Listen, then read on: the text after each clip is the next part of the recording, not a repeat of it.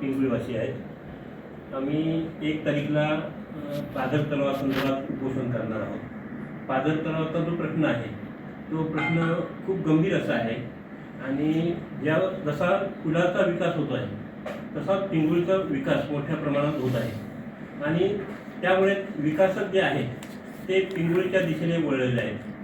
आमच्या जे पाणी पुरवठ्याचे पाझर तलाव आहे त्या ठिकाणी विकासकांनी जमीन खरेदी करून गृहप्रकल्प उभारत आहेत.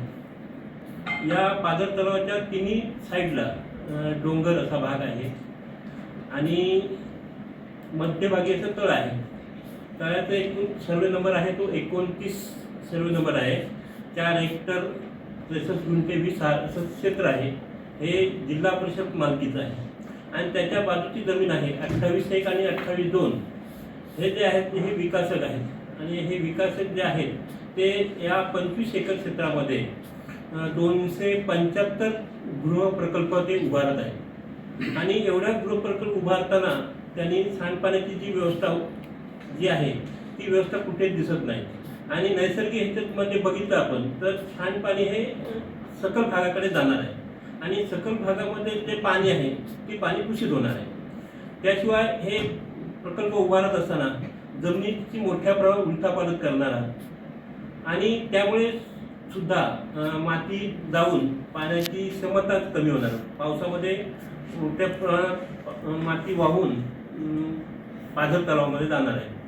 तो पण धोका उद्भवतो आहे आणि त्याशिवाय जवळजवळ 30 ते 35 वर्ष या पाझर तलावामध्ये पिंगुळीची नळ पाणी योजना सुरू आहे आणि नळ पाणी सुरू असल्यामुळे त्या ठिकाणी त्या भागामधून पाईपलाईन सुद्धा गेलेली आहे. ती पण ते डॅमेज होण्याची शक्यता आहे. नंतर बदलता पण येणार नाही आणि अशा प्रकारे मोठ्या प्रमाणात पिंगुळीवासियांचं नुकसान होणार आहे. त्याशिवाय यासाठी पिंगुळी म्हणजे जे कर्मचारी आहेत नळ पाणी योजनेचे त्यांनी सुद्धा आपला रिपोर्ट दिलेला आहे की ही योजना झाल्यामुळे आपल्या ह्याच्यामध्ये नळ पाणी योजनेत काय काय नुकसान होणार आहे. त्यामध्ये प्रामुख्याने त्यांनी नमूद केलेलं आहे की आपण जी वीज वापरतो त्यामधूनच त्यांनी सुद्धा विकासकांनी सुद्धा वीज वाहिनी घेतलेली आहे आणि कोणत्याही प्रकारची कल्पना न देता त्यांनी वीज वाहिनी सुरू केलेली आहे.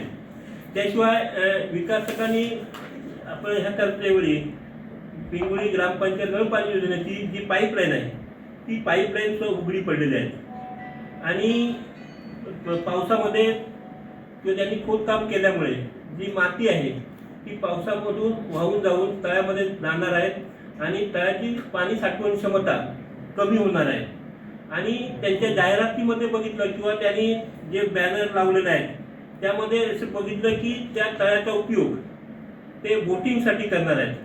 अशा प्रकारचा हा रिपोर्ट ग्रामपंचायत नळ पाणी योजनेच्या कर्मचाऱ्यांनी दिलेला आहे. त्यानंतर जी आहे जागा आहे विकासकांची ती त्यानंतरची राहिलेली जागा पाझर तलावाची आहे.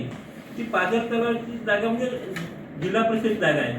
फक्त ते मालक आहेत, जिल्हा परिषद मालक आहेत, पण त्यामध्ये हे काम करणारे फक्त हे कोण आहेत ते विकासक आहेत. त्याचा वापर करणारे विकासकच आहेत पण त्याचा उपयोग त्यासाठी काहीच होणार नाही आणि पाणी दूषित पाणी ह्या जवळजवळ 3000 नळ कनेक्शन आहेत आणि जो 10-15 हजार लोक त्या नळ पाणी योजनेवर पाणी पित असतात.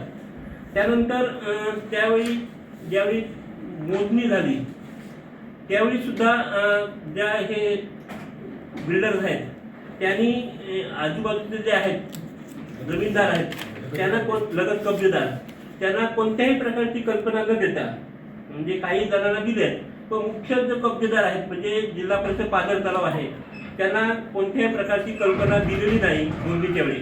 हा त्याचा पुरावा आहे.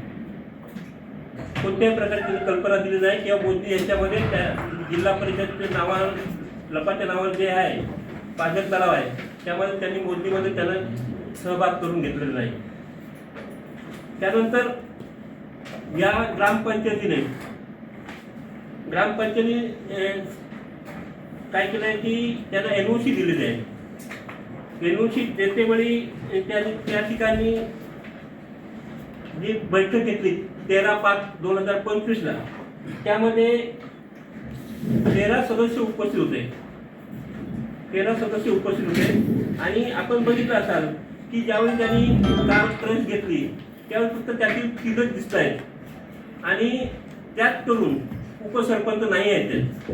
आणि ज्यावेळी एनओसी दिली त्यामध्ये सूचक अनुमोदक नाहीत, हा घ्या त्याचा पुरावा. सूचक अनुमोदक नाहीत आणि अशा प्रकारची जी एनओसी दिली आहे ती ताबडतोब रद्द व्हावी अशी आमची अपेक्षा आहे.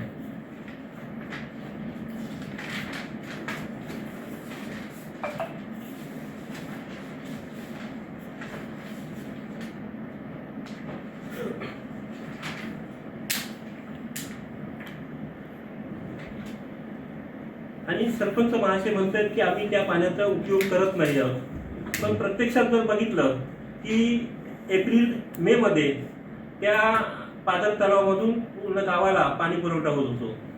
पावसाळ्यामध्ये किंवा इतर ह्याच्यामध्ये आपण जी आमची जॅकवेल आहे कुठे आहे ती ह्याच्यामध्ये कोर्टेश्वरमध्ये आहे, तिथून पाणी पुरवठा होतो. पण इतर वेळी म्हणजे एप्रिल-मे मध्ये त्या ह्याच्यामधनं पाझर तलावातून पाणी पुरवठा होतो. ते म्हणत असतील की आम्ही त्याचा उपयोग करत नसू, तर जी बिलं येत आहेत ती बिलं अशी देत आहेत का 50,000 रुपये बिलं येत आहेत ह्याचे वीज कनेक्शनची, म्हणजे त्या ठिकाणी पाणी पुरवठा आहे हा त्याचा पुरावाच आहे ना. आणि गोंधळपूर आणि देऊळवाडी या भागामध्ये त्या ठिकाणचा सध्या किंवा पूर्वीसुद्धा पाणी पुरवठा होत असतो. म्हणजे आपण जे ह्या करतो विकास करतो असं म्हणतायत, पण ह्या गोष्टी सुद्धा विकासामध्येच येतात.